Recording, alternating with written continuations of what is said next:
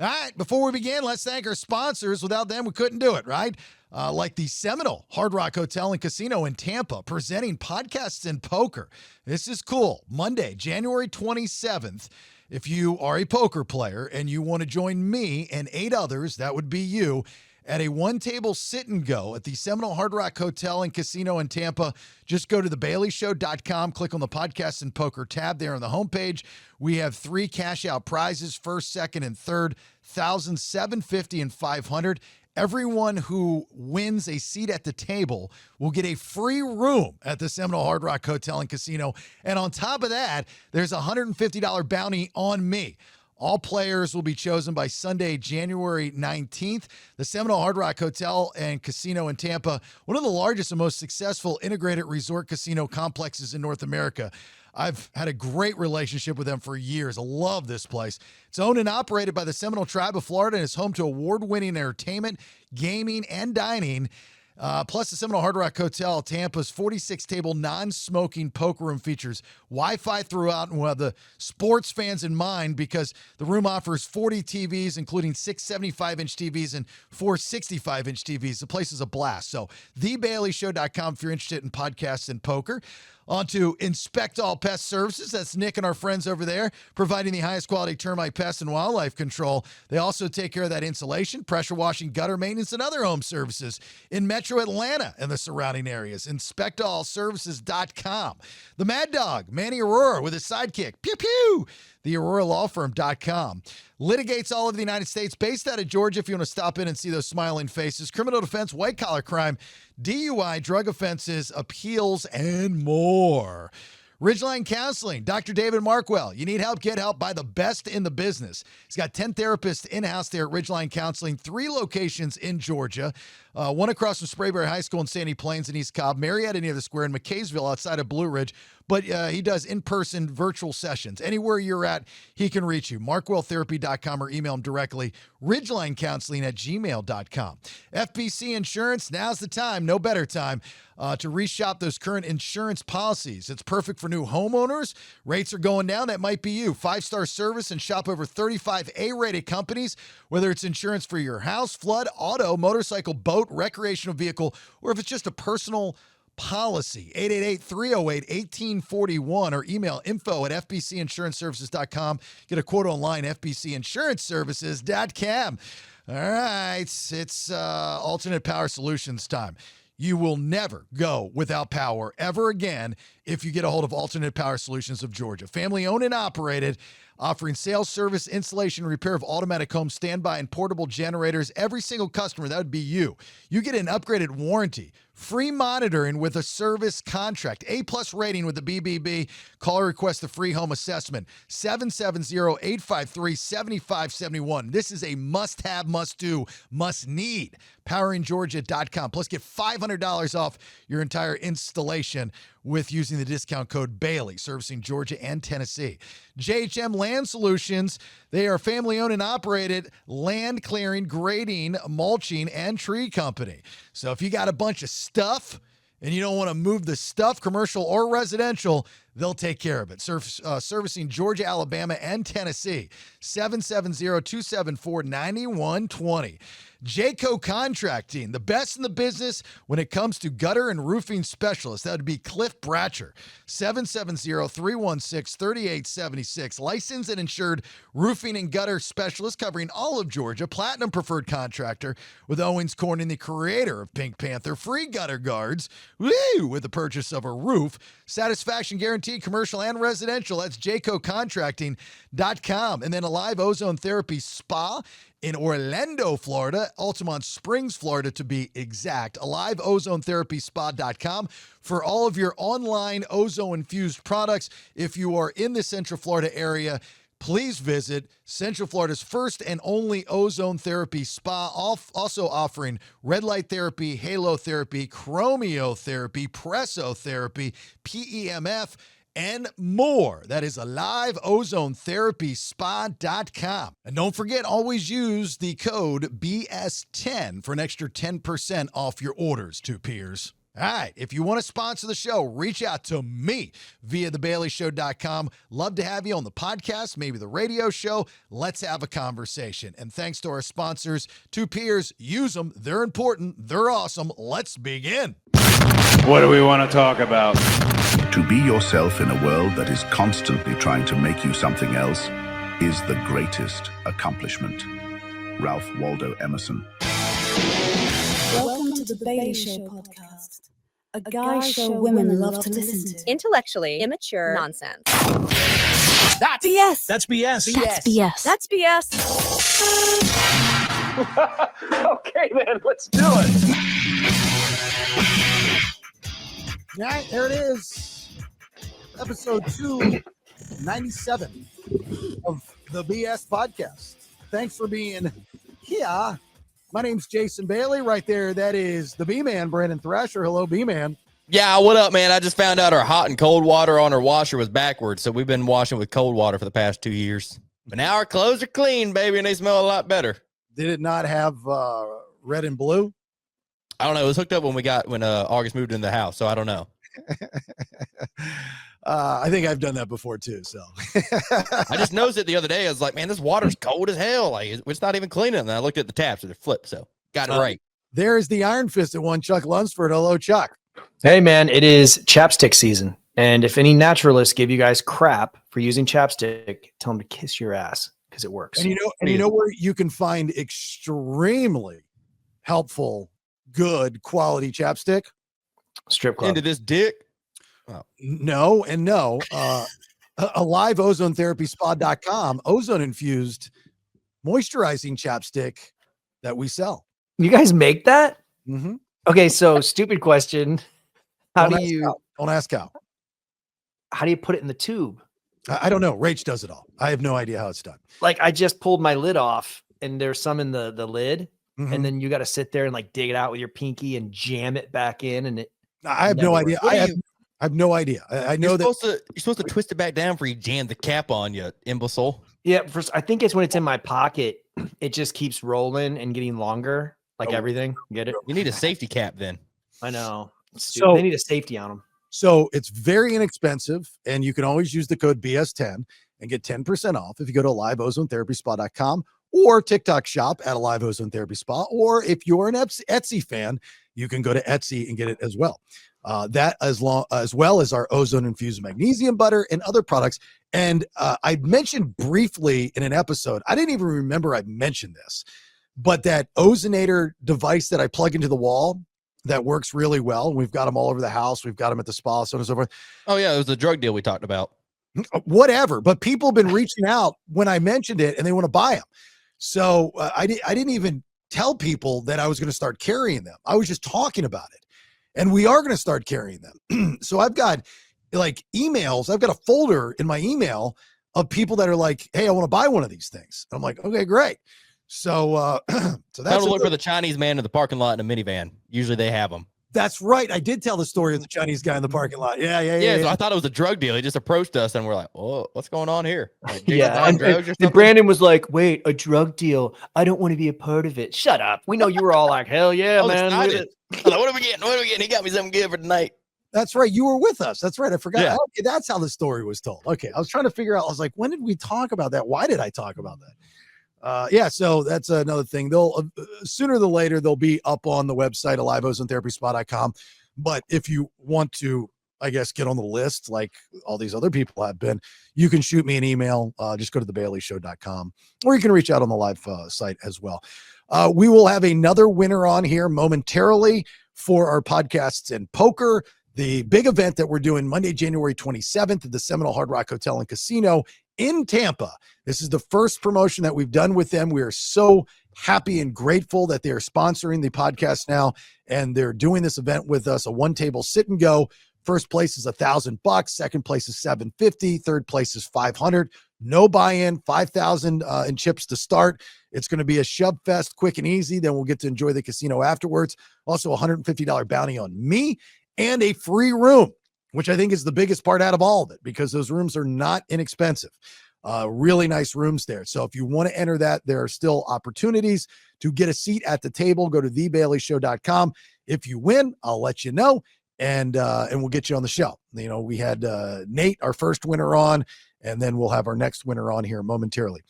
I had an epiphany. I think this is brilliant. You tell me, especially Chuck. I know Brandon's going to be all about this, but Chuck, you're a military guy. You have a level head. You're a voice of reason. Tell me if I'm off base here. I have a way to possibly, I don't want to say stop, but maybe curb terrorism. Okay. You got my attention. Go ahead, man. All right. We've just recently seen two acts once again on American soil. We saw the idiot in New Orleans postpone the Sugar Bowl. That pissed a lot of people off. Took over 10 people's lives by driving a car down Bourbon Street, running them over, and eventually the end game was he had IEDs, never went off, so on and so forth. Then we saw the guy in front of Trump Tower blow himself up in the Cybertruck. He had ex-military, once again, both of them ex-military. But the New Orleans, they're two different situations, right? The guy in New Orleans was ISIS driven, right? Well, they're both at the same military base too, Fort Bragg. Okay, but the guy in New Orleans was ISIS driven. That was in his manifesto. That was his MO. He was pro-terrorism. He wanted to bring that over here. The other guy was anti-Democrat. Allegedly. That's the story going on right now. There's rumors that he shot himself before it blew up.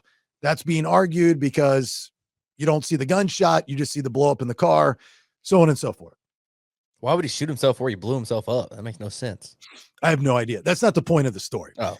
The point of the story, and this is mainly directed at the New Orleans terrorist attack. If we are starting this new trend, which I actually am very much pro, that if you are a drug dealer and you sell drugs to somebody and they overdose, law enforcement is now going after the drug dealer. I think that's great. I mean, where was that 30 years ago? Smart, common sense, simple. We're seeing school shooters. Kid goes in, shoots up the school. We're pressing charges against the parents. Okay. I think there's a little bit of a gray charcoal area in there, but I like it. Manny, the Mad Dog, Manny Aurora, the Aurora Law Firm, and Pew Pew, last time they were on, their big case right now in Georgia. These three teenagers, they went out for a joyride, doing 135. It's like a thing, I guess, for the high school kids. They were drinking. They were under 21. They crashed. One person dies. The parents of that person are trying to bring manslaughter charges up against the girl that was driving. Manny's representing them. It's a thing. I understand it. I probably would too, right? He's got to argue that. Why are we not saying that if you're a terrorist, I don't care where you're from, and you do an act of terrorism on American soil, we're going after your family. We're not only going to bring charges, but we're going to kill them. We're going to. Oh, wow. We're going to hang them in the street, man. We're going to cut their heads off and put them in front of their bodies like Al-Qaeda. It's an automatic death sentence to your family if you do an act of terrorism on American soil. So maybe probably deter them. Maybe you might think twice, because I don't buy into this bullshit that you're so religious driven that you're not thinking of other things. I think that's what drives these wackos. There's no doubt about it. But if somebody were to say to them, well, the end result, mom, dad, your baby sister, your kid, your wife, the Americans are going to come after you. They're going to kill them. They're going to put them in the, electric chair or something. I think obviously we can't do that, right? Because even 9/11, when Bin Laden then it would be just as bad as the terrorist. Well, when 9/11 happened, so Bin Laden, he had many brothers and sisters, and his family owned huge corporations in Saudi Arabia and all over the Middle East. I know. I talked to his brother about it. And they have a lot of contracts with the U.S. government. And they built bases that we have soldiers at today. Yeah. But one thing that you're kind of on the right track with is, and this was a few years back, not a few years, probably 10 years ago, is they were talking about something. I don't want to say it was the Reimbursement Act. It wasn't called it was something, we called it the Reimbursement Act because it made sense. But it was, if you commit an act of terror in the United States, whether it be foreign or domestic, and they find out Jason Bailey did it. At that point, they take every asset your family, not you, your family owns, everything, your homes, your cars, your bank accounts. They seize everything that your family owns, and they use that to give to the victims. And you would be, essentially, if you committed an act, you would be ensuring that Rachel bankrupted. And I don't know if that's for life or just temporarily, but either way, you would ruin your family. And it didn't just go with immediate family. It went with like grandma, grandpa, brothers, sisters. I mean, it spread out. That I could get behind just because it does deter the person from doing it. When they sit there and go, okay, how's this going to affect not just me, but my whole family is going to be ruined. So you're telling me like my cousin up there in West Virginia goes and shoots up a mall, they're going to come for my damn F-150, man? That's the way it should be, yeah. Hell no, I don't even know But the guess guy. what? I've never even Guess talked what? to him. Why the fuck do I don't know him. But you would. Oh, dude, I would get Manny on my side. I'm hiring Manny right now if they do that. As soon as you saw a post and he was like, yeah, terrorists rock, you'd be like, oh, hell no. And you're going to be turning them in. What it did, they did it more of to promote these people turning in family members. Because right now people don't do it. They know that people are doing things or they have certain beliefs, or maybe they want to be part of a militia and they're not turning them in and they're not reporting it because they're family. But if it's going to affect you, if they do something now, you're much more obligated. Okay, you know what? I'm going to turn them in. So there's, I mean, the money thing is great, but that's after the act. I think there's ways around that, especially, these people that are supported by other people that have billions of dollars. They're going to say, okay, well, let the Americans take all, the family's money. We got you. We'll take care of them. I mean, there's so many loopholes in the money thing, but if you, and it's tongue in cheek when I say kill them, I mean, that's the American red blooded, in me to say that, but at least bring charges against them, bring them over to the United States and put them on the stand and then have it, give them a trial, go through the process. Yeah. The jury determine if they knew anything about it or not. Yeah. And then say, hey, look, I just think that if we're doing it in the homeland for drug dealers and parents for overdoses and school shootings, why the hell are we not doing it for terrorism? I guarantee that it would, I think it would at least deter a percentage of any of these whack jobs. I can get behind the charges. I think that the other thing too is if you get caught planning a terrorist attack, it should be punishable by death. Planning it should be punishable. Because right now, if you get caught planning a terrorist attack, you're going to get 20 years, maybe. If you get a good lawyer, you might get less than that just from planning it. But same thing with school shootings. If you're planning a school shooting, then it should be, hey, if you're found guilty of planning this act, it's punishable by death. And now it would deter it. I find it hard to believe that, like this guy in New Orleans, that no one knew something. I mean, like the digital footprint of this guy is giving it away. So it's whether, whatever department just didn't act or whatever the case may be. I mean, we've seen this movie a million times. It's like, oh God, 3 years ago, he posted this and we should have probably paid more attention to this, so on and so forth, but what, outside of it happening and outside of Americans dying for no reason, what really drives me insane is the desensitization that we have to this now. That scares me to death. Is that if you look at one of the videos of some people on Bourbon Street and his car driving down, they're laughing. Like they'd run into the store and they got out of harm's way. And they're like, oh my God, what was that? And then afterwards they find out and they're like, oh man, not another one of these things. We've become so desensitized to it. And what that is doing is allowing 9/11 to win, because that was the whole plan of 9/11. 9/11, the planes in the tower, killing all those people, that was the appetizer. The dessert is to have a country that is it becomes so desensitized to terrorism that we almost welcome it. I don't think everyone on Bourbon Street is fucking slap drunk or high on drugs. They don't realize what's happening. You At get 3 run over in the morning, 3 in the morning too. Yeah. And people almost get ran over. People probably get ran over on Bourbon Street quite often, and they're probably just like, "Oh shit, dude, that's crazy. I just missed that. I'm drunk and high. I don't really understand it." But then once they realize there's a terrorist attack, like, "Oh yeah, shit." But I mean, it's the I don't know. It's just a shitty city to begin with, and I think it's just I don't know. I think the person you need to blame for all of it is the media. At the end of the day, what it comes down to is clicks and views. And when terrorists do something, they want as much clicks and views as they can on this act. And what happened? Spread the word. What happened? Georgia, Notre Dame gets pushed. It was on a 24-hour news cycle showing the same video over and over again. This is what happened. This is how many people died. This is how and even on college football, they're talking about it constantly. And dude, it's like this. Once it happens, you report, hey, there was somebody that drove down Bourbon Street, 15 dead.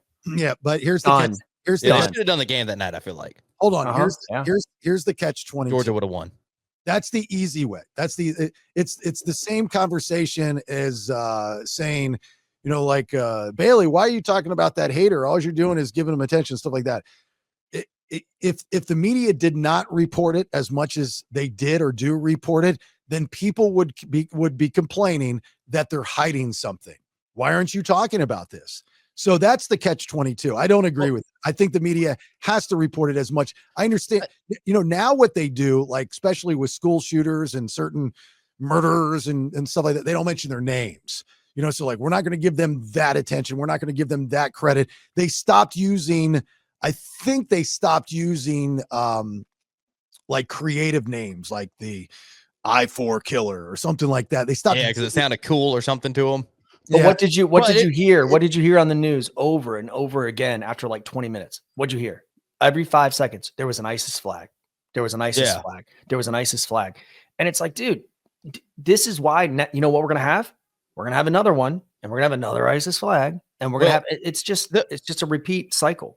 The only good thing to come out of this is it shows like no one used a gun whatsoever. So maybe all these people that are saying guns are the problem, we got to realize it's not a gun problem. I mean, they're doing car bombs, running people over, trying to blow them up. So if we would have got rid of all the guns by now, we still got car bombs everywhere. So no, maybe we'll get a little more attention to it's a mental health thing, and we've got just evil, deranged people also living among us that we've got to sort out. Well, that and lack of patriotism and religion, as far as belief system, it doesn't have to be a specific religion, just has to be a belief system that's like, I care, it just seems weird though, that both these guys were at Fort Bragg military, born here. And then it's like, why them, that one guy with the funny name, everyone's like, this is why we need to close our borders. Like, you idiots. He was born here. He was already in here. Like, what? That's going to do nothing. I don't know what you're talking about with him unless he was corrupted by somebody, but it's just odd that they both rented a vehicle from Toro, and then they're both from Fort Bragg. So did we. That sucks. That's where me and Brandon rented ours from. That blows. At least we didn't have a bomb in ours. As soon as I heard Toro, I was like, oh crap. Hopefully it wasn't the van I rented. You know what I mean? Like, they're gonna be calling me like, what'd you do, Chuck? The New Orleans guy actually spent some time at Georgia State. He was born in Texas, but he spent some time at Georgia State working in their something program. And of course the story is always, didn't see this coming. The big story a couple days ago was he was wearing Meta glasses, those Facebook glasses. They're showing videos of him walking down Bourbon Street. You said, how many times do people get run over on Bourbon Street? And I said, I think you're incorrect. I don't think you can drive on Bourbon Street. I've never seen a car on Bourbon Street. We went there. How did the truck get that far down? So I went down for Mardi Gras, which I'll never do again, and I highly discourage anybody going. I agree. And then we went for the Essence Festival. We didn't know it was the Essence Festival, but we went for the Essence Festival. And if you've ever been to anything involving the Essence Festival, you'll know that I went to the middle of Bourbon Street. It was nut to butt. I'm talking shoulder to shoulder, man. And I stood in the middle, and Megan was up in a balcony, and she took a picture of Bourbon Street. And it was like a Where's Waldo? But I was the only white guy on Bourbon Street. I shit you know, I was the only white person on Bourbon Street, and it was the greatest night we've ever had. So yeah, I've never seen cars driving it. Yeah, but what's crazy is why didn't they and I know it's easy to Monday morning quarterback. You saw the video. You have a street like Bourbon Street. Why would you not have those stanchions all the way to the sidewalk? Like, there was a huge opening for that truck to get through using the sidewalk, and it's like, dude, invest the money, put in some stanchions. When he turned right there and took that right, that was Bourbon Street. Yeah, right. So the road he was originally on where the cop car was sitting, that's not Bourbon Street. No, that's the main road. I can't remember what it's called. But that's the main okay. road, and then you make a right down Bourbon. But he went right between the police car and on the sidewalk. Yeah. And they had stanchions for the road, but they didn't have them for the sidewalk. And it's like, what's the point? Because if you go to like Mercedes-Benz Stadium, any of the stadiums, you've all been to them. Yeah. Those stanchions are everywhere. Yeah, and all the way around. And a little farther down, like behind the truck turning in, the road splits. And so you have Cafe, whatever it is, to the right. You've got Frank's to the left, which has got the best muffaletta and crawfish. What is that canal? Is that Canal Street? Yes, I think so. And then because it goes down to the canal, it goes down to the river boats and stuff. And you go left, and then you go around, and that's when you get into it's not called Mercedes-Benz Stadium anymore. Somebody corrected me the other day on that. The Caesar Superdome. Caesar Superdome, and then the Smoothie King Center and stuff like that. So yeah, I mean, that dude, I mean, he pulled a hard right. He was like, all right, let's do this. Let's go. And why don't these car bombs go off? Like, they've got everything else planned. Well, one did. Yeah, but it did it? I mean, it did, but it didn't really do much. Like, what was this? He did it in a car that is made to withstand like I'm sorry. Literally Whistling Diesel put a video out like 2 months ago putting C4 on it. Did nothing. I guess that guy didn't see that fucking video. I mean, if you're gonna run a car off Toro, get a Fiero. Like, Fieros are notorious for having zero resistance to anything. That Tesla withstood. That's like a commercial. I mean, that thing withstood 90% of that blast. With steel. That's like, he should have used the aluminum F-150 if he wanted it to blow up and shrapnel everywhere. So the first day when this terrorist attack happened in New Orleans, if you follow Elon Musk on X, one of his posts were, before we knew anything about this story, was, did you see how the blast didn't go outside of the car? Like, it was a commercial for the Cybertruck. Well, I saw the police department praised him. They're like, dude, if it wasn't your vehicle, it would have been bad. Right, exactly. You know, so are these terrorists not thinking this stuff through? Like, okay, so you drove down Bourbon Street, but your bombs didn't go off. I mean, like, well, and what's the one thing that polarizes the people? Electric cars and gas cars. What kind of car did they use? An electric in front of Trump Hotel. Why did they use an electric car? Well, Piss people off. And Elon Musk and because of the weight. No, I'm talking about the one that went down Bourbon, that truck. Oh, was that electric F-150? That was an electric F-150, and they said it's because of the weight. Those weigh so heavy. much. So when he was going, the acceleration is much faster than a gas. Yeah. And they weigh so much, and they were like, it was the perfect weapon. So now I'm sitting here going, okay, so all these people that are like, we need all electric cars. Well, that's what people are using to run people over. They're damn kill bots. Maybe it was a right-wing conspiracy. I don't know. It's crazy. Anti-electric. Well, let's also think they're more expensive. Like, if you're going to blow something up, don't you think you want to go cheap? Like, get an 88? Have you ever seen how much an electric F-150 costs? Not cheap. They're like $70,000. Well, I got one and I was like, no, sir. That's what I was thinking afterwards, because they both rented them. Like, can you imagine being the dude that rents your truck out and it's used in a fucking terrorist attack? Two dudes had to deal with that this past weekend. Two dudes are like, my truck's gone and it just killed a bunch of people. Like, what the hell? Yeah. How do you contact the insurance company? You're like, hey, I really need to get reimbursed for that. And they're like, sir, you have no heart. You know, and you're like, oh God, that was a really. They're like, do you have a video of the accident? Like, it's all over the news. All right, it's everywhere. Everywhere. Check it out there. We want to find the guy that rented the trucks to him. You know, it's like, did you have a conversation? What are you doing with this rented Cybertruck? Well, I'm going to blow it up in front of Trump Tower. Oh, great. Would you like insurance for that, sir? Did he take the insurance? That's a good question. Did he take the insurance? Because when we rented from Toro, we didn't take it. The guy, remember what he told us? The guy that we rented from, insurance will cover. He said, hey, man, you don't need to get this insurance. Toro's going to ask you to get all this insurance. He's like, my personal opinion, if you're insured, don't worry about it. Just use your insurance. And if you have an Amex, they insure your rental cars. We had like a gift card we were using. No, we didn't. Shut up. Yeah, the gift card was my Visa. Yeah. So now it was a gift for me. So now anytime somebody goes to one of these rental places and asks for electric F-150 or a Cybertruck, they're going to get red flagged immediately. Well, you know why they wanted the electric vehicles, I think, also to make a bigger explosion. It was all that lithium going off with whatever bomb they had in the car. No way. Lithium wouldn't explode more than gas? Dude, it's intense. It's hot burning. It's got like the magnesium and shit in it. It's like sulfur. It's like that. What was it? What do they call it? The rain, Willie Pete or rain and sulfur? And they like the magnesium. there's no way that there's an electric car blows up more than a gas car. Yeah. Would have been Google great. it, Brandon. Would have been great is if these dumbasses forgot to charge their vehicles. It died right before they It's going got there. 12 miles per hour. And Yeah. there was a guy in a wheelchair that got hit. Oh, and damn. Did he roll? And it's not funny. I'm not making a joke. I want to caveat this. All right, But he serious. got hit hold on. He got hit in the wheelchair, and I guess the truck ran over his legs. And So he's fine. that's what I He was- said. He was And like, and what's up, bitch? Didn't work before. Do it again. I don't care. Do it again. Bring it on. Bring it on. I'm actually looking. I don't think you're right, Brandon. Well, I mean, all right. So you got a truck with less than a quarter of a tank of gas in it versus a lithium batteries. All those motherfucking batteries exploding. That's pretty intense. Have you seen them in the factory when they blow up? They got to dump them in the mineral oil. It starts flaming.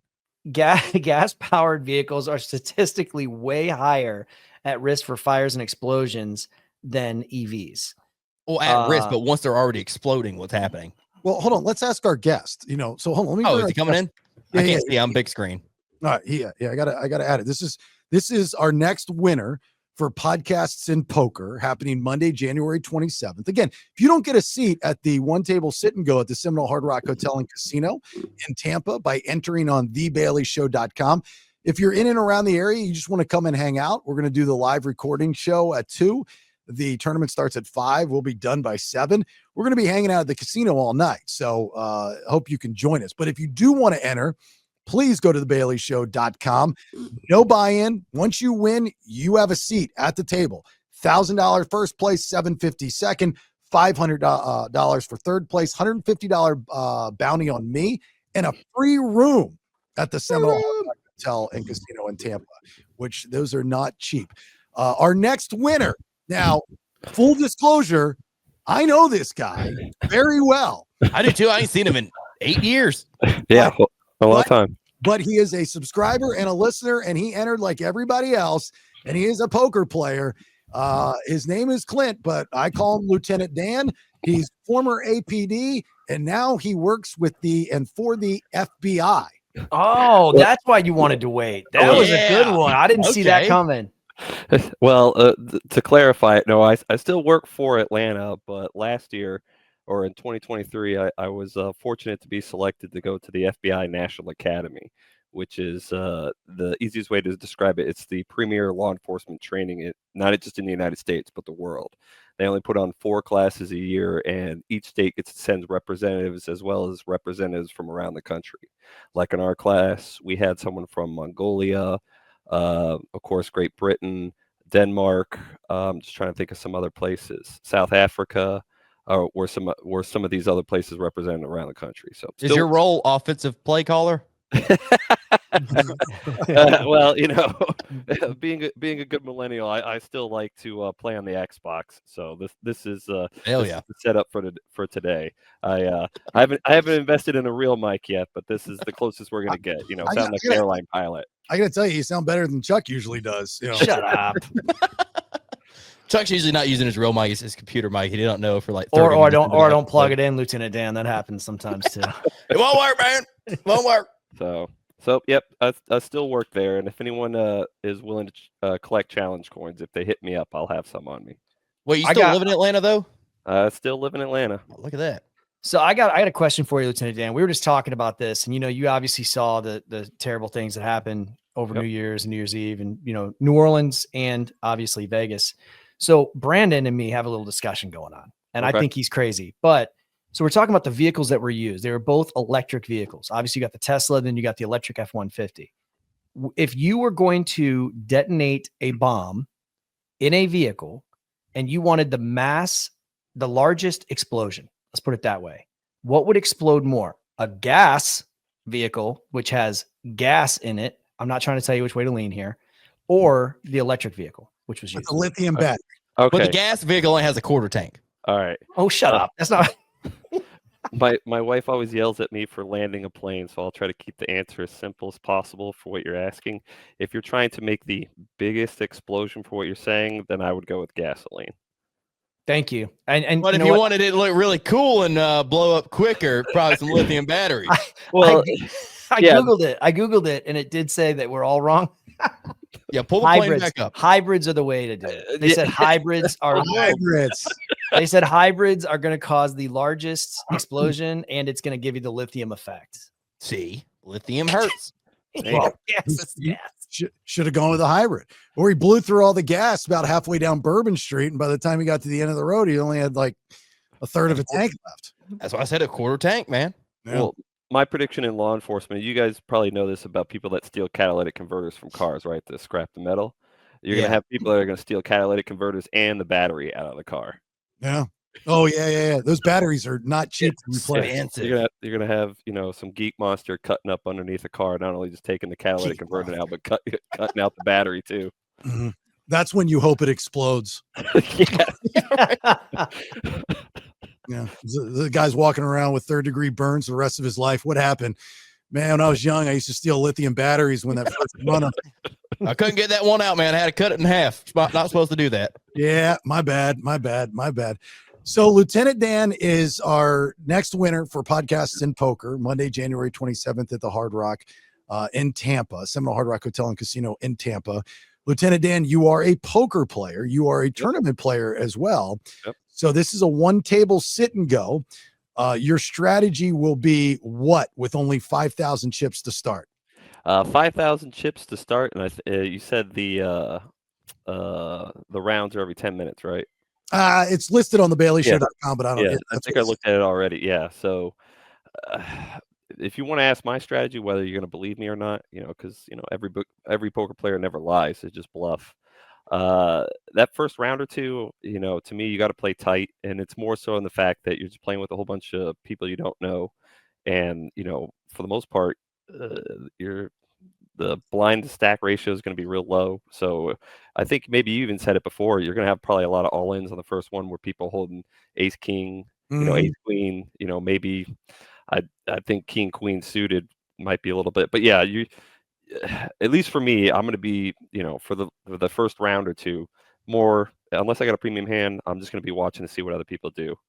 And yeah, if I can hopefully catch some good cards, build a stack, then at that point, once you get to round 3 or 4, that's when you just got to start bullying people, targeting people that got small stacks and, trying to push those people around, because they either got to commit to the pot or not.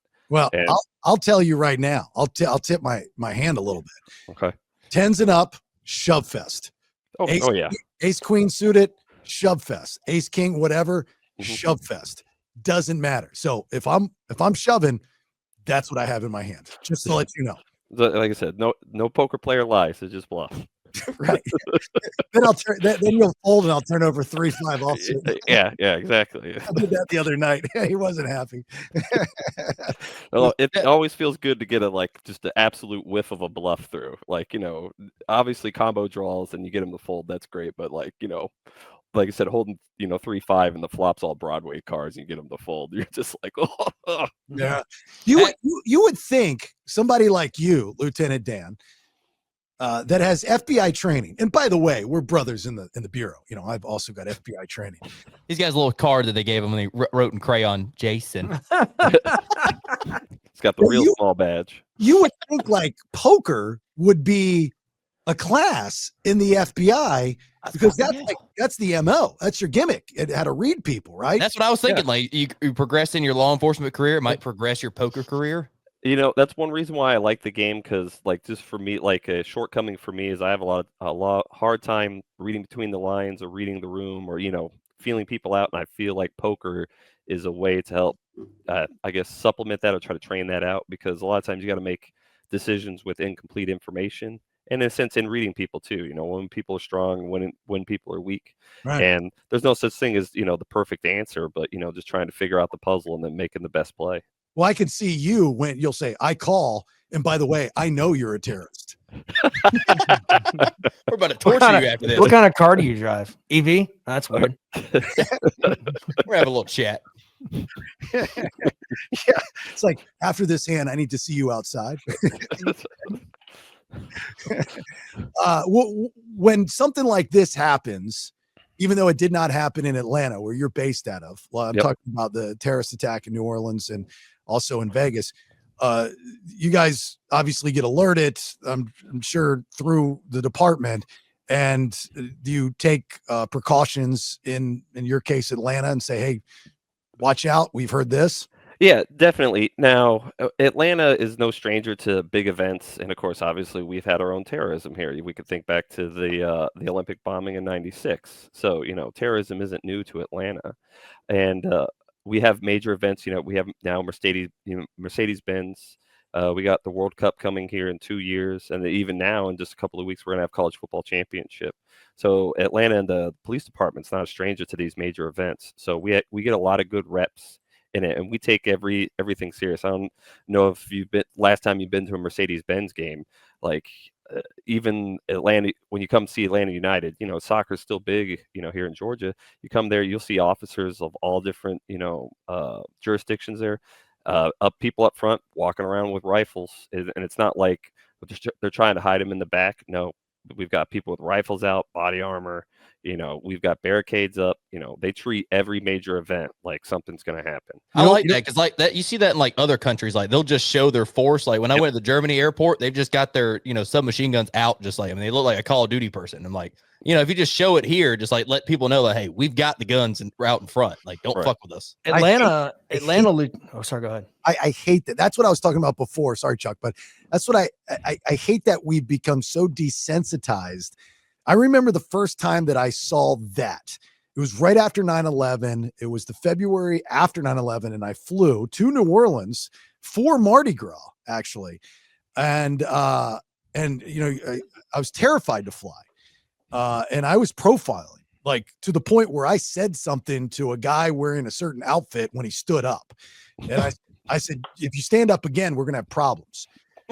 I did. True story. I mean, I had a couple of Heinekens in me because those are the people that sponsored the trip. But, I remember seeing those guys with the, whatever machine guns in the airport. I never seen that before. And I was like, God, man, I just hope this doesn't become a thing. And it is, like what you're saying, it's a thing. And that's the desensitization that we've, become accustomed to see. Our kids are growing up. You've got a young kid. It's going to be natural to see that out in public. That's not this country. That's not where we live, but we have to. And I'm not saying we don't have to do it. I understand it. Like down in Mexico, when we were down in, where were we at? Playa del Carmen. They drive around in these makeshift pickup trucks with bars and dudes on the back with machine guns. And they drive around to scare people, or not scare people, but to say to the tourists, hey, we got you. When probably they're as corrupt as the bad guys. I kind of like it though. It's kind of fun. I mean, they let me hold their gun in the streets. Yeah, you crazy son of a bitch. Middle of 3 a.m. Like, can I see that gun? Like, oh, here you go. What I thought was interesting in Atlanta, I think Atlanta kind of led the charge on this. It was probably back in like 2015 where I'd went to the old Georgia Dome and I was off duty at the time and I had my weapon with me and I showed my badge and I was like, hey man, and they were like, can't bring your gun in. And I was like, wait, what? And they said, yeah, you can't bring your gun in. And I'm like, that's stupid. Of course I can bring my gun in. They do not allow off-duty officers to bring their guns into the stadium. Like it is locked down. And when I went, I guess, I think it's just they don't want guns. They don't want unknown guns in the area. Yeah, so, I think it's just a business decision because oddly enough, if you go to Truist Park in Cobb County, all you have to do is bring your certification, sign the waiver, and you get a little special wristband. They call like really? Wait, off duty for off-duty officers or even like people with concealed weapons permits? No, just off. You got to be off-duty police. Oh. Yeah. Wow. But I didn't know that. Oh, so they put the band on and only like, I guess the people running the show there know that, hey, that guy's got a band. He's got a gun. He's a cop. Yep. Yeah. The idea is if, God forbid you have to use your weapon and someone sees you with the gun, the first thing they're going to hopefully see is then that wristband. So they know you're not a bad guy. Right. Yeah. So that's why I say the nickname is the "Don't Shoot Me" wristband. Cat's out of the bag now. We don't let all the bad guys know to wear wristbands. I remember going to Talladega. I've been to Talladega a couple times. So the first time I went to Talladega, I don't know if an event happened where a terrorism, something happened. Anyway, we were driving through it and where I was parking was like media parking or something. But even then, they had the bomb sniffing dogs. They had the mirrors. I mean, I don't think I've seen tighter security anywhere that I've been to other than, believe it or not, Talladega in Alabama. Talladega, yeah, the Speedway. The Speedway. So I swear to God, I mean, I'd never seen the mirrors under the cars and the dogs and all that stuff. So I go in there and they're like, do you have a firearm? And, when you're in Alabama, when you're in Georgia, when you're in the South, when you're in Florida, it's understood you have a gun. It's just, and nobody freaks out about it. So I go to park and they asked me when I parked, there was a woman, I believe she was law enforcement. She's going around to each vehicle. She's like, do you have any firearms? I said, I do. Yes, I do. She said, all right, well, I need it.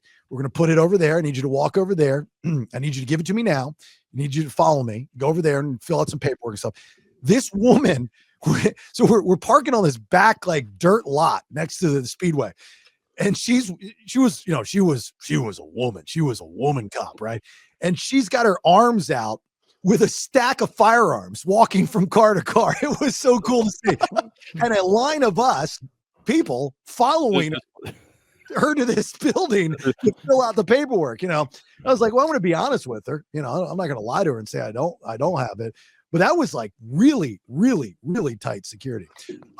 Back to the poker thing. So you will be coming down from Georgia to Tampa, which is cool. So this is what I like about this promotion, all part of my master plan when I moved back to Florida, and Chuck and Brandon are up in Georgia. And I know I have a big bulk of the audience in Georgia, and I have a good bulk of the audience in Florida and then in other places and stuff, but two of my biggest states as far as listeners go for the podcast. And I was wondering, I'm like, okay, if I do this promotion, like, with Podcast and Pours 4 was in Orlando, how many people from Georgia came down? I was blown away, a lot. And so I'm like, okay, well, if I do this promotion in Tampa, how many Georgia two peers will come down or even enter? A good number so far, you being one of them. Are you going to fly? Are you going to drive? Remember, the live recording is Monday, January 27th at 2:00. The tournament is 5:00. So the drive is about 7 hours. So how are you going to work this? Yeah, I haven't committed to it. Just just going to Florida, it just doesn't seem too far. It's almost, and I've driven it plenty of time. My wife's family lives down there. My family's down there, so like that 7-hour drive's not too much for me. But also, if the flights are like $70, why not? Yeah, that's what I'm flying, baby. Yeah, forget all that driving. Well, I like road tripping too, even though it's not really a road trip. I like the drive, but yeah, you can by yourself. Seems like a long drive by yourself. Yeah, I got plenty of podcasts to listen to, and the BS show as well. Yeah. Or you could take Brandon and have someone to talk to. Well, that's a possibility. That's what he's getting at. Just so you know, that's what he's over there like, trip all alone, man. It's a long drive. It's a long drive, Lieutenant Dan. It'd be really nice. You had a wingman. You had a co-pilot. Let me tell you this, Lieutenant Dan. When you come down for Podcast and Poker, the Seminole Hard Rock Hotel and Casino in Tampa, Monday, January 27th, from Georgia to Tampa, Florida, and Brandon somehow finds a way to get into your vehicle to make the road trip down, I guarantee you're going to hear this at least 1,000 times. Hey, man, even though I know you're with the FBI, you got any lights with sirens we can put up there and drive faster? Make it that a little quicker, man. Well, you mind if I hit this weed pen, sir? Yeah, you mind if I hit my weed pen? Can I charge it? Can I charge it in your USB? So, well, he might be a little concerned because I drive a hybrid, so he might think like we're going down there for something else too. We're doing a terrorist attack, baby. Hey, can we pull off to the side and shoot your gun at the stop signs? That'd be fun too. Let me just say real quick, man. I won't miss. It's dark. No one's around. I'm just telling you. Don't be bored. I'll tell you that. Don't take him, dude. Don't do it. I'm gonna sit in the airport for 6 hours and try to get a flight down there. My plan. Yeah. So Brandon, for those that don't know, when Brandon flies, because his dad works for Delta, he has to fly standby. Yeah. So last time he was down for Podcast and Pours 4, he thought he was flying out of Sanford International Airport, which doesn't fly to Atlanta. It flies to odd places, and it's so close to my house, which is great, but it just doesn't fly to Atlanta for whatever reason. Delta doesn't even fly there. Right. So I dropped. Did I Uber you or drop you off? I think you Ubered me with the most talkative Uber person I've ever talked to, and I wasn't even talking. He was talking because that was an option. Yeah. So I Uber. I paid for it. I was like, hey, look, I just don't want to drive you there, so I'll just Uber you. So I Ubered him to the airport. He texted me. He's like, man, I'm at the wrong airport. So then he's got to Uber to Orlando International, he gets there, and it's like in the middle of the day. He doesn't end up leaving until like 9 o'clock at night. Yeah, my first flight was at 2, and they have them every hour there, and I didn't get back. I didn't leave till 7:45. Yeah, because he kept. I guess you couldn't get. So his dad works for Delta. He flies standby, and he went to the wrong airport. Yes. Oh, that makes that it's so confusing. much dumber, dude. That makes Confusing. that so much dumber. Like I thought it was dumb. Now that makes it really dumb. It's confusing, man. They got Sanford International, or they got Orlando Sanford International, then they got regular Orlando International. My fuck, I don't know where I'm at. I didn't fly down here. I rode with Chuck. Yeah. Well, they're the big Fuck difference. me. The big difference, and this goes across the board. This is universal. Is in the name. Sanford International. Well, that's where I was supposed to go, is near Universal. Well, that's Orlando International. Yeah. But it's near Universal. I get what you're saying. No, well, it's not near Universal. Brandon, when someone Oh, gives you you thought you directions, meant Universal want- Studios. do you want landmarks when people give you directions, or you want street names? I want address on how to get there and where I need to go. I typed it in. I'm like, I think this is where I need to go, but apparently it was not. Hey, it didn't matter though. I didn't get out for another 5 hours. So To Brandon's credit, though, I would be flipping shit, dude. I'd be so mad. Brandon is a so go with the flow type of dude and just chalks it up as a good time. I actually envy that about him. Like, he's texting me. I think you're texting both me and Chuck. We're in the group chat. He's like, man, I got the wrong one. And I ain't leaving until 7:45 tonight. This is hilarious. I'm just going to sit in the airport. Like, has nowhere to be, no worries. I would be just going, man, I'm renting a car. I'm driving back. I'll get back before, that kind of thing. He's just like, no, man, it's all good, dude. I was like, good for you, brother. I'm glad you're like, I thought he was going to like, hey, man, will you come hang out with me at the airport? Or can you come pick me up, take me back to your house or something? Well, you see, thought he was going to ask you to come get him and take him to Orlando. You're like, oh God, please don't ask. Please don't ask. Yeah. I need to ride to Universal Studios, man. That's where I'm flying out of. Universal, man. Usually when I miss a flight, it's like 4 hours till I get another one. But this one was every hour, so it kept my hopes up. I'd go get a beer. I'd run back to the terminal. I'm like, oh, not getting on this one. Run back to the bar. It's a fun time. See, you just go with the flow. So Lieutenant Dan, do the tournament or the sit and go, I should say. And you're in, you're out. It'll be done within 2 hours, most likely. So afterwards, play cash or go out to the floor. Both. What's the plan? Maybe both. I'm kind of a craps player too when it comes to the floor games. But I probably might stick to cash games.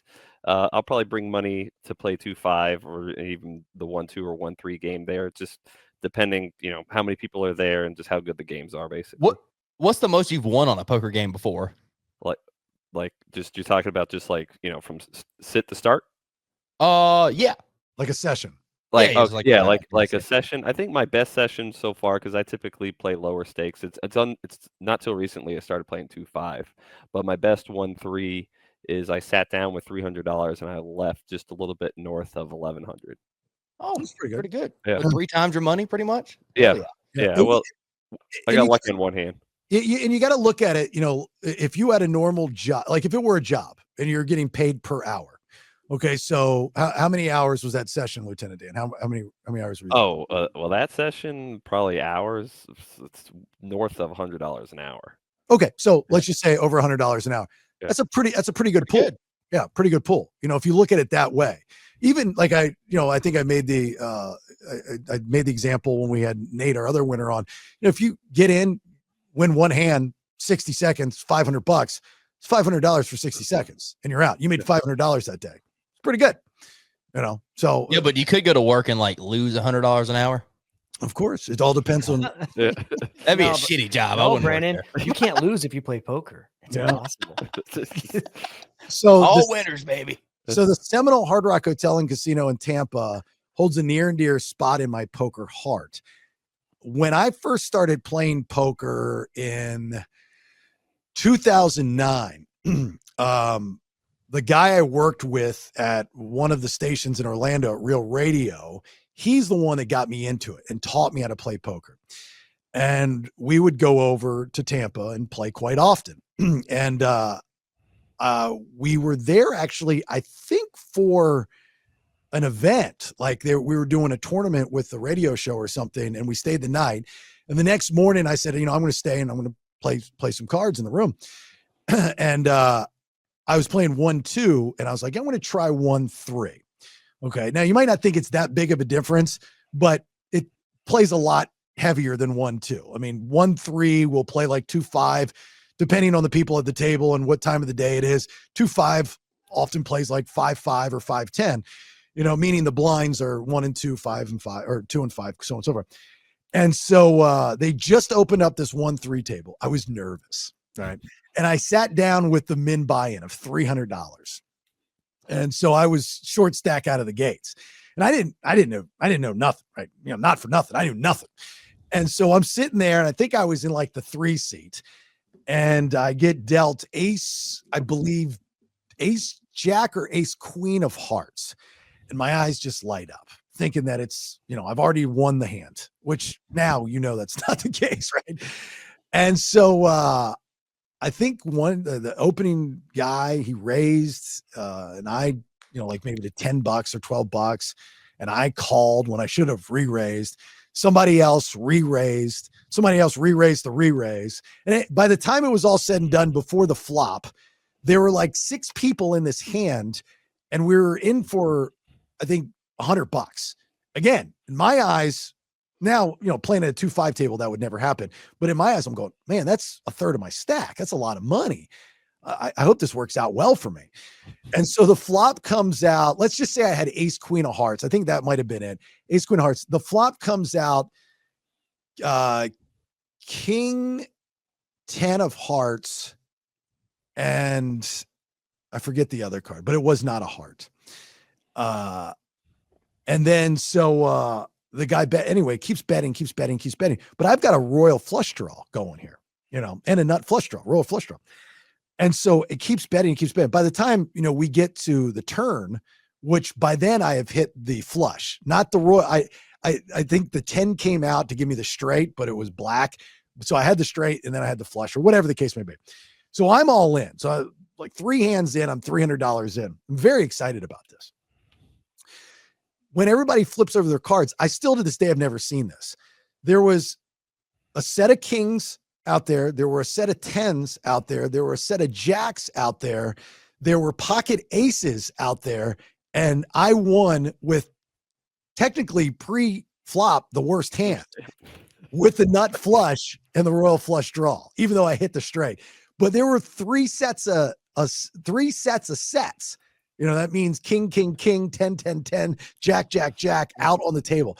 That like the odds of that are like 1 in a million. Yeah. Yeah. It's crazy. You'll never see that. It's like the odds of seeing aces versus kings. I had that the other day, and I won, and we did 2 boards. I think it's like 1 in 250,000 to have aces versus kings, which if you look at those numbers, the probability, that's crazy. That's like lottery numbers. You know what I mean? Mm-hmm. So, but that was my biggest at the time win, was at that 1-3 table. I walked away, started with 300, walked away with, I think, like 1750. You didn't hit and run after that hand, did you? Shortly after I did. I gotta go. I gotta get out of here. Yeah, I just sat down, but my kids are in the car. Yeah. This is Jason Days, no kids. I mean, I think I left like an hour later. I lost like 2 hands, and I lost like $100. It's like, Look at that. Like, dog's about down in the car. I gotta go. Yeah, I gotta go. I cashed out. I was very excited. Very excited. So, Wait, so Lieutenant, how long have you been playing poker? Playing poker, it's been off and on, but like, I guess I've seriously probably been playing poker. Shit, that's when I was at the Vic. So I'd say probably since 2018. Okay. So Nate, he was bad till 2020, and then he got kind of good. So he was about 6 years. You're probably 6 years too, right? Yeah. So somewhere around there. Okay. So if you look at the players that we have so far, including myself, you have 1 professional, which would be Nate, and then you have 2 amateurs, which would be myself and Lieutenant Dan. So we'll see, on the next episodes, what kind of players. So I do believe that this table is going to be a very interesting mix of old and young and pro and amateur. So it'll be fun to see who wins and how they win when it's all said and done. Yeah, most of y'all have never played together, right? So it'd be pretty interesting.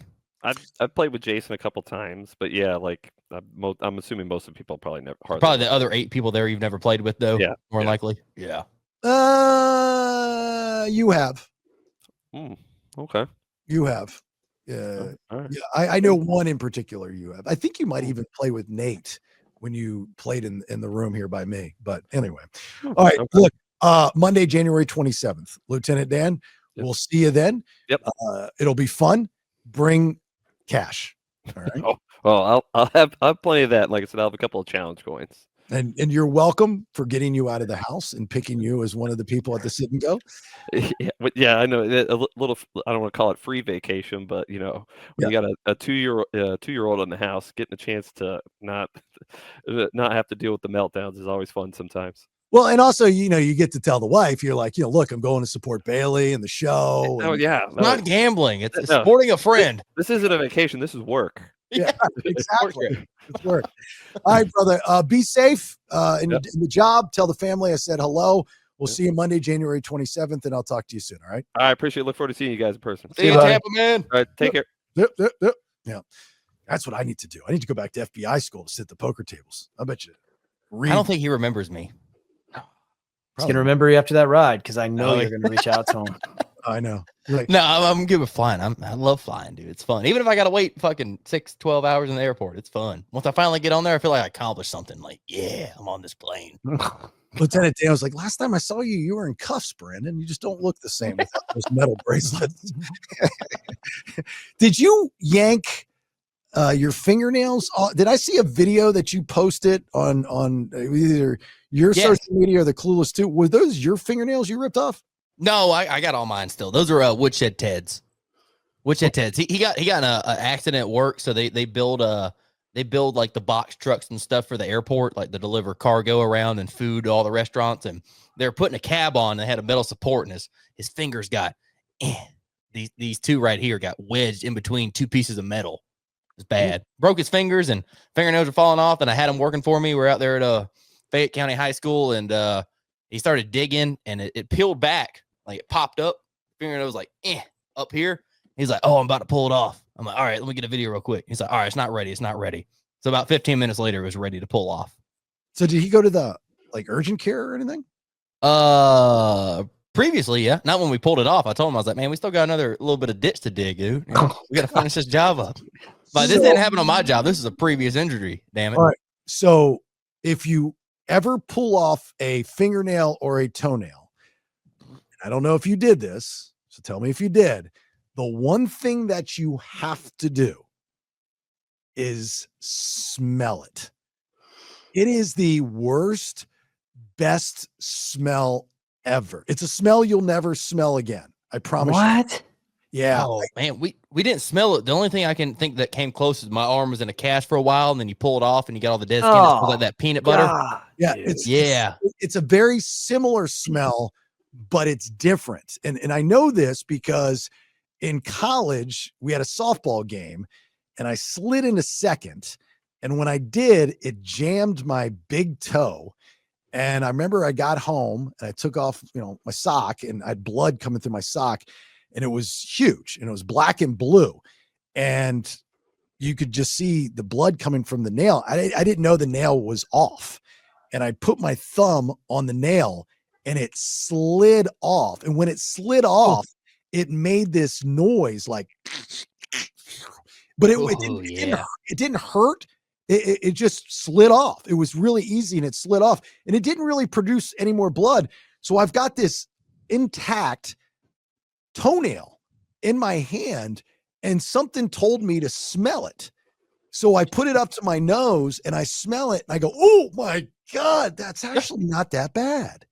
Well, does it smell like if you get like have you ever had a toenail fungus and you're trying to dig it out and you get it on your fingers and you smell it? Does it smell like that? Oh, like toe jam? Yeah. Or no, it's a mixture. Cheesy toe jam. It's a mixture of BO and death. Yeah. And you thought it wasn't that bad. Well, he's got one more fingernail that's going to fall off hopefully next week. And I'm going to make him save it till he gets home. And then we'll smell it. Yeah, do a video. You're going to smell it? I'll smell it, dude. I want to take. He lost the other one. We were gonna put that thing in a little piece of resin and make it like a paperweight. That'd be pretty cool. Yeah. You can make a necklace out of it. They told him that his fingernails will never grow back right there. That's what the doctor said. Said he smashed it so hard that the nerves are just killed and the endings are broke. So I don't know where the nail's gonna go. I don't think that's true. They told me I had to go in because I got my toenails lasered because I had like I went and got a pedicure. Laser tag? I went and got a pedicure. All right. I did it like 10 years ago. Megan was like, you got to get a pedicure. So I got one and I got toenail fungus under my big toes. Yeah, dirty. And I was pissed. So I had it for like 2 years and it started getting really hard. So I went to the doctor and I'm like, what do I do? And they're like, oh, we can laser them and we'll just shoot it with lasers and it'll kill it. So I did it for like a year and dude, it's painful. It's expensive and it did not work. Yeah. So I started Googling and they said, remove the toenail, like just remove the toenail completely and it'll grow back normal. So I removed, I cut it. I took a shower. So it was like wet. I soaked it for a long time. And I just went in there with tweezers and like some of those like not nail clippers, but nail scissors. They're like real sharp. And I just started digging. And I did it, dude. I worked on that thing for like 3 hours and finally it was all gone. You took the whole toenail off? Took the whole toenail off. Oh, and when I got it all off, I wrapped it up and I was like, okay, it's either going to grow back or I'm just going to have a non-toenail toe, which is fine because it's better than having a fungus. Yeah. That thing grew back. Actually, yesterday, I put my feet in Megan's lap on the couch and I was like, rub my feet. She's like, you're stupid. Your toes are gross. And I said, not that one. That's my show nail. And it is. It is, dude, it is so pretty. Like it's the perfect nail now. So I haven't done it to my other one yet. I've been living with it. I have one nail that I got to do it again to. Dude, you got to send me a picture. I can't understand what you're like. Is the whole toenail infected? Oh, yeah. I'll send you a toe. It's embarrassing. So it doesn't hurt? It doesn't hurt when you cut it? It doesn't hurt. It's so thick and it's completely covered in fungus. So it just grows really thick. But when you cut at it, put it on stream right now. You don't feel it. I'm not putting it on stream. Put your toe up real quick. I gotta see it. I gotta see what you're talking about. Please. You gotta show me both. Are you saying that your toe still has fungus? No. Well, this one. Oh, this is my show nail. You're not in camera. Other way. That's my show nail. I can't see shit. It looks kind of pretty, yeah.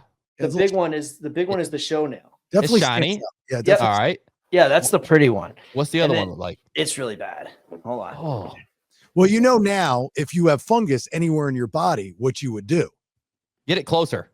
You would go to a live ozone therapy spa and get in the Hocket sauna for ozone therapy because ozone therapy kills fungus and bacteria. I don't see the you talking about like it's real callousized up there? Yeah. Dude, your big toe is the oddest looking big toe I've. It looks like a thumb, a fat kid. It does. Like your toenail is real recessed. Is that from the fungus? Yes. You said it is the oddest looking toenail. It's not odd. It's got fungus. I got to cut it off. Well, that makes it odd. It's an odd shape. It looks like a fat kid's thumb or a baby's penis. Yeah, Megan said it's really weird looking. Yeah, like, there's no shape to it. There's no bulbous shape. It's shaped. It's a thumb. It looks like it looks like a fat kid, like a sausage. It's kind of thick. Sausage toe. It's a thick toe, but I have a nice one and I have a bad one. So I just got to put the work in. So when you do the foot modeling, you put out your left foot, right foot. Right foot is my show foot. Left foot's what you could be if you go get a pedicure. You know what you need to call that one? If one foot's a show nail, that one should be your hoe nail, because I bet you that shape of that toe is like a pleasure puncture. It's not. Yeah, and you probably got the same amount of disease as the hoe does on that thing. It's bad. It's bad because that's what, when you guys are talking about the smell of the nails that you removed, I envision, because like if I dig in that thing with tweezers or something, all this stuff comes out. It's like a big clump of like white stuff. Yeah. And when you pull it off, it's got that toe jammy, nasty BO smell. If I were, I mean, you can't do this because you're not single, but if I were you and I were single, I'd be advertising that toe. Be like, bitches be riding up on my toe. You know, I mean, that thing is a pleasure. It's not that big. No, it's not, but it's like, it's interesting enough that I think a woman would be like, oh, it's bulbous. It's bulbous. What does bulbous mean? It's bulb-like. It's plumpy. Boldest. Yeah, you could be like on a phone call and be like a horny chick, be like, "No, bitch, get the toe." All right, I'm on a phone call. No So wonder, just toe. So I should probably put my show foot on OnlyFans I would toes and hose. and put, you know what? I'll have competing accounts. I'll have the show foot and the hoe foot, and we'll see which one gets more subscribers. Yeah, show toes versus hoe toes. I mean, Yeah. if you really wanted to dive into that world, which I know you don't, and you could demonstrate, the pleasure that toe gives, you could make I know that's dirty, and I apologize, but you could make a lot of money. Whatever. Yeah, you probably just have like toe sex. Well, I think that's what he's talking about. No, I'm talking about like the 2 feet, like, no, yeah. it'd be like, I'm not a toe truck, I'm a toe fuck. Now you guys got me all self-conscious about my feet. No, they look good. We like them. I would. I mean, it's you have alien toes, man. I mean, dude, this episode is about to skyrocket when they hear that Chuck's toes are on here. Yeah, We're about to be Joe Rogan status, baby. All we need Right. is Chuck's toes on stream. Just almost 1 million downloads. We're doing this for 4 years. We're hundreds and hundreds of episodes, thousands and thousands of hours. Always looking for the lightning in a bottle, and it's been in Chuck's foot or shoe. Chuck shoe. He's been hiding it from us. It's real talent. Right. I mean, that's I'll send you guys both a selfie with it. Well, it can't be a selfie because I can't do that. But I'll Can I ask you a dirty question, a really unprofessional and really personal question? Yeah. Have you ever pitched the idea to your wife about the toe? Oh, I mean, it's been used in the past with many people. Yeah, many. So you've done what I'm saying to other women with your You toe. toed hose. You towed the hose. Okay. Yeah. All right. Okay. So I'm not crazy. There's something there. You guys haven't done that? I've towed a hoe, but I don't have a toe like that, bro. We're not talking about us. We're definitely not talking about me. I'm talking about your special toe. Yeah, I mean, it's Okay. it's kind of in retirement right now, but yeah. Okay. So there's something, you have a magical toe. I don't know if it's magical. It's in the Hall of Fame with toes. And the wife is not interested or not been given the opportunity or what? No, it's never really came up in conversation. It will today because I mean she's in the other room hanging out, and I'm sure that this is going to come up immediately when I get off this. After Chuck toes the hoe, she goes into comatosis. I'll give you that. Mm. There you go. I learned that word on this episode, I think. What, comatose? No, I've heard it before, but it was either this one or the last one we were talking about it. But I was like, that works good, man. Think about Toes this. the hose till comatosis. Think about this. You're laying on the couch watching a football game. She's using the toe. And like you last forever. You don't have to do anything, eating popcorn, drinking beer, and just cowboying away on the foot, on the toe. And you're a superstar. She gets what she needs. You're watching the game. I mean, I'm not trying to be dirty because I know your life, and it's not cool for me to do that. But I'm just saying in general, like if I had that magic toe, that's something special you got. Yeah, you could go on a toe tour, and it's really not cheating. It's just your toe. I'm sure Megan would be on board. It's just your toe. A toe tour. I'll ask her. I'll say, hey, is it okay if I don't want to go out tonight? I don't want to do anything, but my toe. He's walking 1 foot in front of the other. A toe-or. A toe-or. How about that? I don't think it's cheating because it's the furthest thing away from your mouth, and it's pretty far away from your genitalia. Yeah, Wiener. it's not Wiener is intimate. Like it's not an intimate part of your body that you could say like that's like somebody coming up and shaking your hand. I would say that's more intimate. Yeah, that's right there, midway between mouth and suckers or blowers. Yeah, and it's not like your toe finishes. No, Yeah. Exactly. You're basically just getting a mediocre foot massage because they're only doing one toe out of the whole foot. So you're really not getting anything out of it except for maybe money, hopefully, at the end. It's no different than putting your penis in the jet in the hot tub. Yeah. Victimless crime. It's not cheating. Right. Yeah, it's not cheating. It's not cheating if you are not. I mean, you're not getting pleasure off of that. No. Yeah, you're not aroused. You're okay. I think she'll go for it. Bring her over and ask her right now. No. He'd be the ultimate heel. You don't want Megan to get on it. I don't think she would. I don't think she'd give you the answer you want. She don't like the toe tour idea. I don't even want to talk to her about it. That's like, I don't even want to have that conversation. I'd feel so uncomfortable. But I feel uncomfortable having it with you because I think it's kind of rude and disrespectful. But she's ready. She wants to come on. She just walks by. He ain't going on no toe tour. It's not a toe tour. It's a toe whore. Tour. It's a toe whore. Tour. A toe whore. Toe whore. All right. This is a Freebay episode. So as I say, every time we do these Freebay episodes, if you enjoyed, whatever it is that we do, please subscribe to the podcast. I will tell you after I've been, and I should be bringing this up at the beginning of the episode and at the end and all that stuff, but I want to be more vocal about getting you to subscribe to the podcast. I need you to subscribe to the podcast. It's not a big deal. It's $4.99. I think a lot of the problem is people don't understand how it works, which I can understand that, even though the directions are on thebaileyshow.com, but you still got to go there. So like some of you that listen to this episode, because you might not be listening on Spotify, you're listening on Apple or Google or wherever, you don't realize, like Chuck. iTunes, whatever. You don't realize that we have more episodes that are locked to you, the unsubscribed person. And throughout the week, we do episodes of the BS Tuesday, Wednesday, and Thursday, with Tuesday and Thursday being the sub episodes. And sometimes we do sub extras, and then we do promotions for subscribers. Like in December of last year, we gave away a free month of rent. And those are the things that we do. And again, you're supporting the show. A lot of podcasts, they'll do like a Patreon or something. It's actually cheaper to subscribe. Plus you're getting something out of it. So if you don't mind, please subscribe by going to thebaileyshow.com. On the homepage, it says subscribe. You click that button. It'll take you to a landing page where it'll have you sign up. Just quick information. Put your credit card in. Make sure you check that box that's on there. I forget what it says, but check that box. And then you can unsubscribe at any time if you want. But it would be helpful to us and keep us in business and all that good stuff. Also, if you are an advertiser, a business, and you think that, we could help your brand, we've got a lot of great sponsors right now. Newest one, the Seminole Hard Rock Hotel and Casino. Big name sponsors. You hear them at the beginning of the show.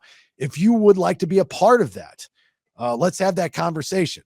We get you on the podcast. We can do some things. I can come up with promotions. I always do extra for my sponsors, not extra like in a massage way, but extra as far as coming up with ideas, like we have Manny on. Chuck will tow you. Chuck will tow you. So if we can help out your brand, which I know I can, reach out to me via thebaileyshow.com. If you have any interest in advertising the radio show aspect of the podcast, which we do a condensed version of the BS podcast on WJRR in Orlando Saturday mornings, as well as Planet Radio in Jacksonville, two very big markets. We can get you on there too. And if you're a sponsor of the show, you probably will be mentioned in content, which then airs on the radio show. So a lot of opportunities and things that we can do together, and you're not paying those traditional advertising prices like radio, TV, and in print. So at least let's just have that conversation, okay? TheBaileyShow.com. If you have fungus in your toe and you're in and around the Orlando area, come to AliveOzoneTherapySpa.com. The Hocket Sauna and ozone therapy kills fungus and bacteria. I will ozone the hell out of your toe. I promise you that. All right, Brandon, you got anything before we get out? If you a hoe and you need some toe, Chuck is the guy you need to know. Yo, Chuck. Yeah, if somebody says to you that it's universally accepted, that does not mean that it's only accepted at Universal Studios. It's so stupid. Also, like, share, follow, and tag and share on all of our social media. Listen to the BS. You can get that on the website as well. We need more of you to do that. As Brandon said, make sure you ring the bell on the social media so you know when we post stuff, so you can like it and share it. Since I've been aggressively more talking about that, I see more and more actions on social media, more people following and stuff, also on the YouTube channel. All right, look, have yourself a great, safe rest of your day. Appreciate the support. Thanks for listening. Keep listening. Subscribe so you can unlock all the other episodes. There's a dog. We got all the video for you. Have a great, safe rest of your day. I'll talk to you soon. But Thanks for listening. Till next time, check out thebaileyshow.com. Make sure you like, share, Follow on all socials. I leave you with these parting words. Never got a pink slip either. You know what I would get? A guy would come around to my desk and say, "Get the fuck out of here!" What do we want to talk about? Subscribe at thedailyshow.com. Yeah, baby.